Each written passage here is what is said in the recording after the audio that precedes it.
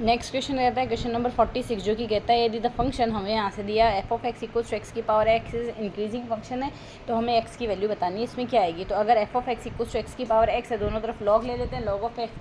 F equals to X log X आएगा, 1/f df upon D X equals to log X plus 1 आ जाएगा, दोनों side अवकलन कर दिया हमने। तो यहाँ से एक्स की power x into 1 plus log x आ गया, इंक्रीजिंग फंक्शन है तो यहाँ से इसका अवकलज 0 से बड़ा होना चाहिए। तो अगर अवकलज 0 से बड़ा होगा तो 1 plus log x must be greater than 0, log x की वैल्यू ग्रेटर देन -1 आएगी, तो x must be greater than anti log लेंगे 1/e आएगा, एक्स की वैल्यू 1/e से ज़्यादा होनी चाहिए, यानी फर्स्ट ऑप्शन हमारे पास इसके लिए करेक्ट आंसर हो गया। नेक्स्ट क्वेश्चन कहते हैं Rolle's theorem is applicable in 0 to 1, the function f of x equals to x की power m log of x और एफ 0 की वैल्यू 0 है, तो m की वैल्यू हमें बतानी है। यहाँ से क्या होगी, तो यहाँ से m की वैल्यू बताने के लिए जो एंड पॉइंट्स होते हैं एफ ए और एफ बी पर फंक्शन परिभाषित होना चाहिए, तो a की वैल्यू हमारे पास a है, यानी ये फंक्शन 0 पर परिभाषित होना चाहिए। फंक्शन 0 पे कब परिभाषित होगा, जब x की पावर हमारे पास पॉजिटिव नंबर होगी, अगर नेगेटिव नंबर होगी तो log x अपॉन x में चला जाएगा, तो जब x 0 होगा तो ये वैल्यू परिभाषित नहीं होगी। इस वजह से यहाँ से x की वैल्यू पॉजिटिव होनी चाहिए, और 0 के केस में हमारे पास जब x की वैल्यू ही हम 0 ले लेंगे तो log 0 ही परिभाषित नहीं है, उस वजह से ये फंक्शन परिभाषित नहीं होगा, तो 0 हो नहीं सकती, और पॉजिटिव में 1/2 ही ऑप्शन में है, तो ये सिर्फ यही करेक्ट आंसर हो जाएगा इजीली।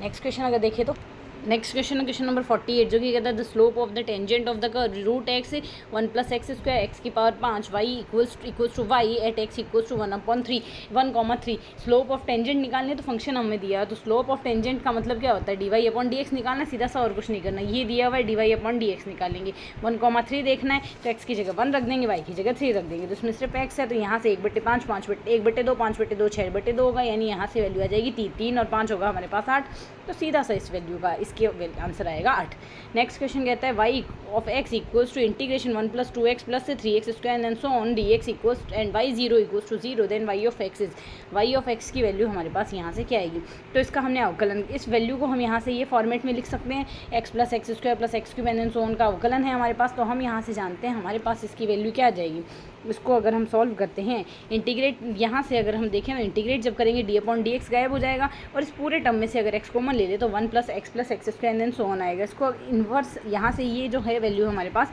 1 - x का होल इन्वर्स है, जिसको अगर हम सॉल्व करेंगे तो 1/1 - x लिख सकते हैं, और x है ही हमारे पास, साथ में प्लस c आ गया, 0 पे वैल्यू 0 है, यानी c की वैल्यू हमारे पास 0 है, जैसे ही c 0 रखेंगे y(x) की वैल्यू आ गई x/1 - x, x/1 - x हमारा सेकंड ऑप्शन है जो इसके लिए करेक्ट आंसर होगा।